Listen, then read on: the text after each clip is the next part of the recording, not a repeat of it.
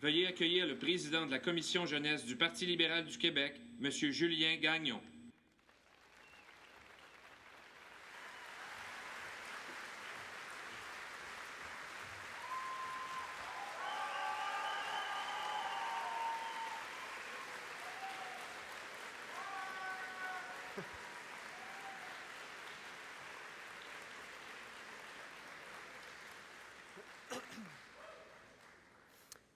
Mes chers amis, quand on m'a demandé de venir parler ici, j'ai pensé que c'était probablement trop d'honneur de venir commémorer l'élection d'un homme et d'une équipe qui ont littéralement propulsé le Québec dans la modernité. Puis à quelque part, on va se dire, qui ont aussi fait un peu le Québec dans lequel on a la chance de vivre aujourd'hui.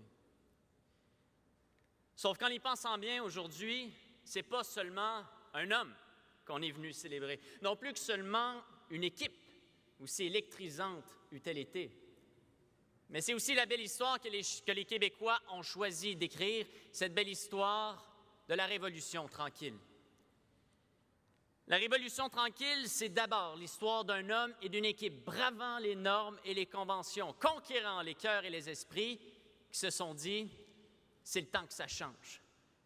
C'est l'histoire de milliers d'hommes et de femmes à travers le Québec qui ont regardé le Québec et les Québécois et se sont dit aussi « il est temps que ça change, il est temps qu'on se batte pour nous-mêmes, il est temps qu'on se donne les moyens de s'épanouir, il est temps qu'on détienne notre avenir, il est temps qu'on soit maître chez nous ».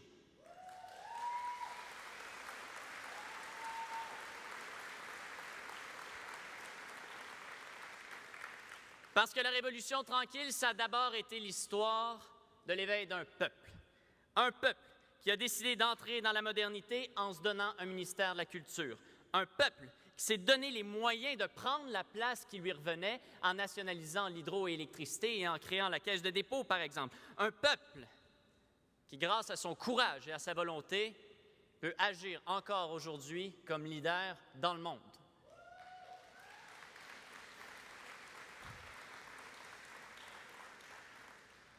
À travers cette histoire de la Révolution tranquille, c'est également les Québécois comme individus qui ont eu droit à plus de liberté de conscience et de pensée grâce à la séparation de l'Église et de l'État, à plus de liberté encore grâce à l'éducation accessible et à la création du ministère de l'Éducation. Et c'est cette liberté-là, au cœur de la pensée libérale, qui a permis à tous les Québécois d'aspirer encore davantage à l'indépendance individuelle.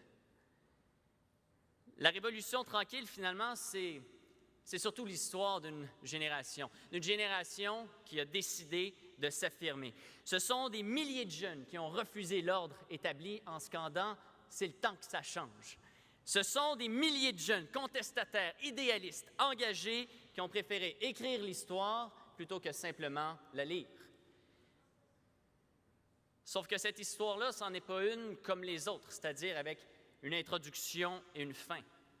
Parce que la Révolution tranquille, c'est encore un rêve. C'est un rêve toujours actuel, un rêve d'ouverture, ouvert à toutes les possibilités, ouvert aux excès de la jeunesse comme aux espoirs de la jeunesse, ouvert à l'avenir pensé par les jeunes, pour les jeunes. Et s'il y a un legs de Jean Lesage et de son équipe dont on doit se saisir aujourd'hui, c'est cette volonté-là de reprendre ce rêve de grandiose persistance à croire en notre avenir et avoir une confiance inébranlable dans la jeunesse du Québec.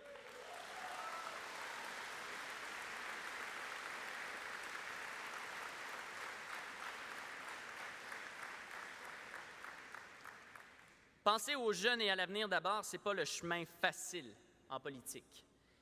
L'histoire prend souvent beaucoup plus de temps à émettre son jugement que la politique et l'opinion publique. Et en défendant aujourd'hui les générations de demain, on s'expose souvent à nos adversaires politiques. D'ailleurs, un exemple, en 1963, en pleine Révolution tranquille, le chef de l'Union nationale, Daniel Johnson, disait ceci à Jean Lesage, et je vous le cite. Dans l'ensemble, nous n'avons rien gagné du tout depuis 1960. Mais il faut bien que les taxes montent, que les dettes s'accumulent et que s'alourdissent les hypothèques et les servitudes imputées à la communauté québécoise pour payer les extravagances financières que fait le gouvernement libéral actuel. En 1963, pour l'opposition de l'Union nationale, la Révolution tranquille était une extravagance. On voit que c'est souvent le temps qui couronne le courage et la grandeur. Et c'est pourquoi, au-delà des prochaines élections, c'est du jugement de l'histoire et des prochaines générations dont on doit se préoccuper. Et c'est ça que Jean Lesage et son équipe du Tonnerre ont fait. Quand ils ont défié les mentalités, c'est ce qu'ils ont fait. Quand ils ont modernisé le Québec, c'est ce qu'ils ont fait. Quand ils ont réveillé les Québécois pour qu'ils soient maîtres chez eux, c'est encore ce qu'ils ont fait. Quand le temps du changement est arrivé, Jean Lesage et son équipe n'ont pas pris le chemin facile. Ils ont pris le bon. Ils ont pris celui du courage politique pour les Québécois. Ils ont pris celui de la responsabilité. Ils ont pris celui des jeunes. On dit que les politiciens s'occupent des prochaines élections, mais que les hommes d'État s'occupent des prochaines générations. En choisissant d'être des hommes et des femmes d'État, Jean Lesage et son équipe du Tonnerre ont créé une tradition qui définit encore aujourd'hui le Parti libéral du Québec. Et si on définit les hommes d'État par leur engagement envers les prochaines générations, c'est un honneur pour nous d'avoir un homme d'État de la trempe de celui que j'aimerais que vous accueilliez chaleureusement. Chers amis, le chef du Parti libéral du Québec, notre premier ministre, M. Jean Charest.